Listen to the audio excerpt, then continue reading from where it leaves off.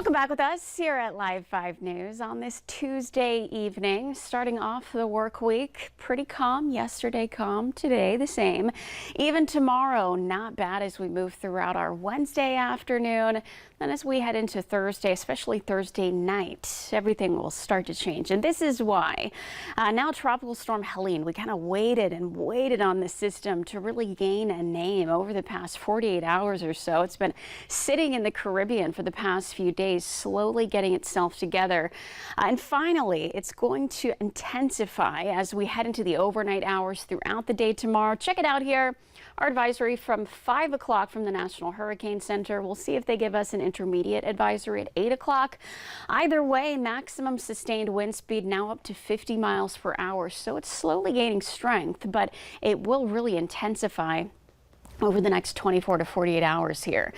And speaking of that, by the time it does intensify, it's going to be almost making landfall right along the Gulf Coast, the northern Gulf Coast of Florida, along the Big Bend, possibly as a major hurricane, Category 3 hurricane. So definitely packing a punch there along the coast for those folks. And even though we're not in the cone, we're still going to see impacts. We've been saying that quite a bit over the past few days because I know it's very easy to just look at the cone and say, hey, we're not in it, we'll be okay. It's not the case. So check it out. This is why we really do have to keep our guard up as we move throughout Thursday night specifically. Check it out here. Thursday evening around 7 o'clock at night, still pretty dry here at home, but you can see what is on the way. And we're on the eastern side of this storm system. That's a favorable area for tornadic activity.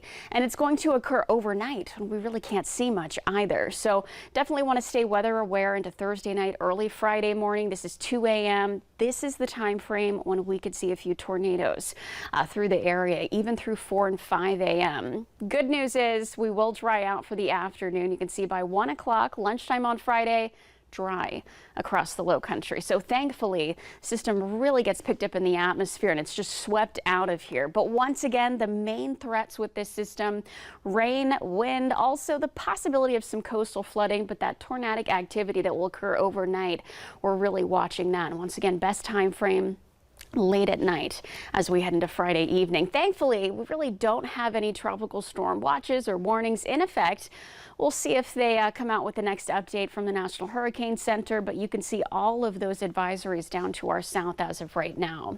Hard to think about that when we have a beautiful view outside right now. It's gorgeous this evening. Not a bad night for a walk. It was hot. Didn't feel like fall today. 90 degrees. We should be at 84. Record high temperature 95 degrees. So not quite that hot, but still pretty toasty. We were also dry, and we're going to stay pretty dry as we head into the overnight hours.